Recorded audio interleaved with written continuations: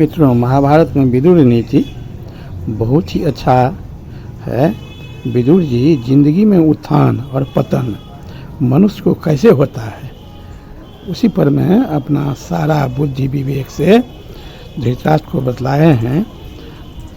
विदुर जी का कहना है कि जिसकी बुद्धि नष्ट हो जाती है वह मनुष्य सदा पाप ही करता रहता है। इसी प्रकार बारंबार जिनका बुद्धि अच्छा रहता है वह पुण्य ही करते हैं। पुण्य करने से स्वतः बुद्धि अच्छा हो जाता है और पाप कर्म करने से स्वतः बुद्धि भ्रष्ट हो जाता है, और जो कर्म करता है उसी हिसाब से उसको फल भोगना पड़ता है। ये सारे बात विदुर जी धृतराष्ट्र को समझाने का बहुत कोशिश किए।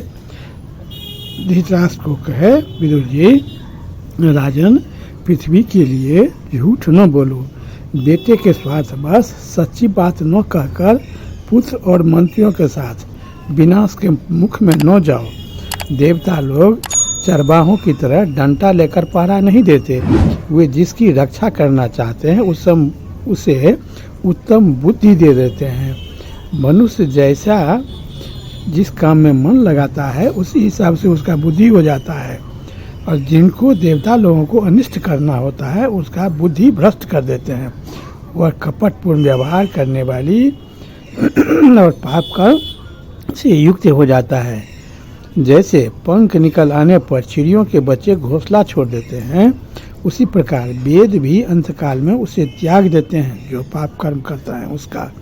शराब पीना, कलह, समूह के साथ बैर, पति पत्नी में भेद पैदा करना, कुटुंब वालों में भेद बुद्धि उत्पन्न करना, राजा के साथ द्वेष, स्त्री और पुरुषों में विवाद और बुरे रास्ते, ये सब त्याग देने योग्य बताए गए हैं। हस्तरेखा देखने वाला, चोरी करके व्यापार करने वाला, जुआरी, वैद्य, शत्रु, मित्र और चारण, इन सातों को कभी भी गवाह न बनावें। आदर के साथ अग्निहोत्र, आदर पूर्वक मौन का पालन, आदर पूर्वक स्वाध्याय और आदर के साथ यज्ञ का अनुष्ठान, ये चार कर्म भय को दूर करने वाले हैं। हे धृतराष्ट्र, जो मनुष्य श्रद्धा पूर्वक रोज कुछ न कुछ हवन करता है, आदर पूर्वक मौन व्रत का पालन करता है, मौन व्रत को पालन करके धीरे धीरे अपने कर्तव्यों के बारे में सोचना चाहिए। आदर पूर्वक स्वाध्याय, कुछ न कुछ रोज पढ़ना चाहिए, सीखना चाहिए, और वह बड़ा मन लगा करके आदर के साथ यज्ञ का अनुष्ठान करें। ये चार कर्म भय को दूर करने वाला है, किंतु ये ही यदि ठीक तरह से संपादित न हो तो भय प्रदान करने वाले होते हैं।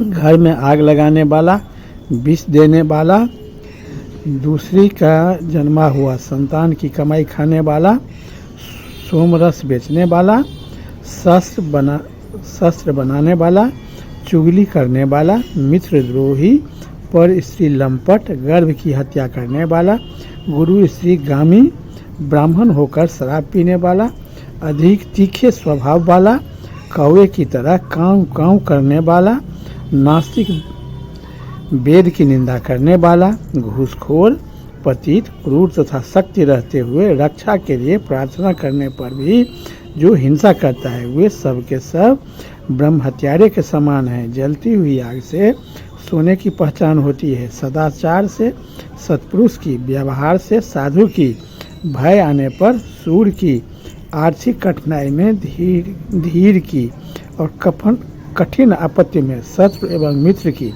परीक्षा होती है।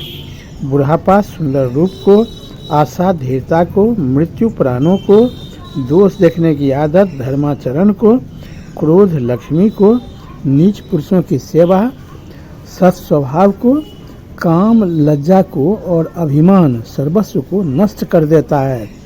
शुभ कर्मों से लक्ष्मी की उन्नति होती है और बढ़ती रहती है। चतुरता से जर जमा लेती है और संयम से सुरक्षित रहती है। तो हे धृतराष्ट्र, यदि शुभ काम करोगे तो लक्ष्मी बढ़ेगी, चतुराई से काम करोगे तो लक्ष्मी बढ़ती रहेगी, और संयम यदि रखोगे तो लक्ष्मी सुरक्षित रहेगी। 8 गुण पुरुष की शोभा बढ़ाते हैं। अच्छे पुरुष का शोभा बढ़ाने के 8 गुण हैं। बुद्धि, कुलीनता, दम, शास्त्र ज्ञान, पराक्रम, बहुत न बोलना, यथाशक्ति दान देना और कृतज्ञता, ये 8 गुण है कि मनुष्य को निखारता है।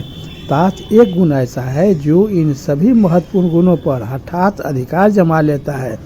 जिस समय राजा किसी मनुष्य का सत्कार करता है, उस समय वह एक ही गुण सभी गुणों में बढ़कर शोभा पाता है। राजन, मनुष्य लोक में ये 8 गुण स्वर्ग लोक का दर्शन कराने वाला है। इनमें से 4 तो सज्जनों का अनुसरण करती है और 4 का स्वयं सज्जन ही अनुसरण करते हैं। यज्ञ, दान, अध्ययन और तप, ये 4 सज्जनों के पीछे चलते हैं।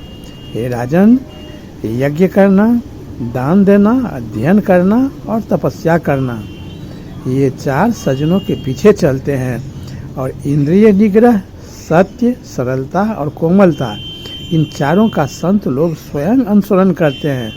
जो संत हैं, जो अच्छे विचार के आदमी हैं, उन्हों अपने इंद्रिय पर नियंत्रण रखना चाहिए, सत्य बोलना चाहिए, स्वभाव में सरलता हो और कोमलता हो।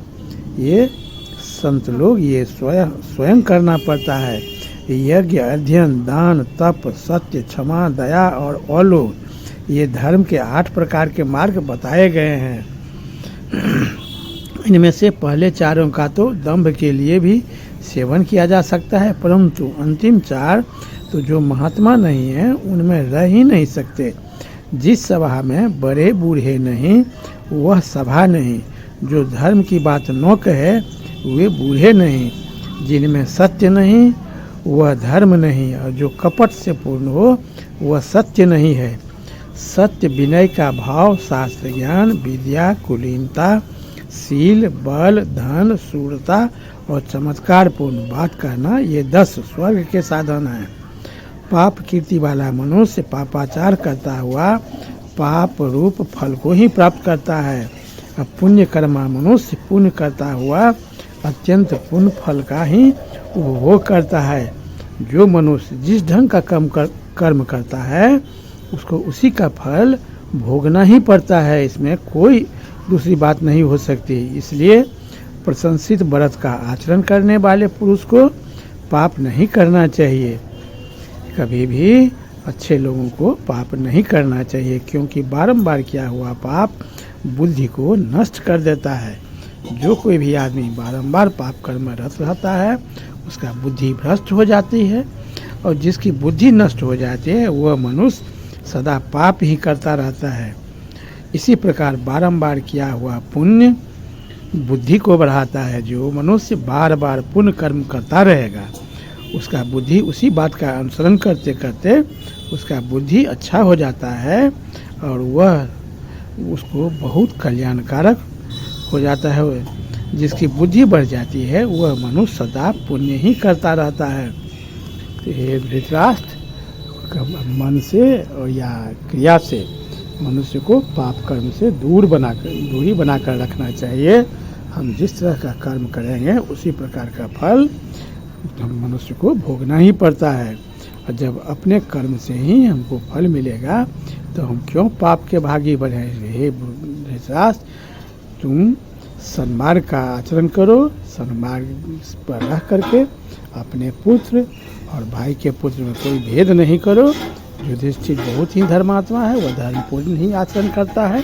तुम्हारे पुत्र सब अनर्थकारी है, इसलिए धृतराष्ट्र तुम समझ करके अपने हिसाब निर्णय और लो और अच्छे कर्म करो। बहुत बहुत धन्यवाद। आगे की बात सुनने के लिए वीडियो की अगली कड़ी का प्रतीक्षा करें। तब तक जय श्री कृष्ण।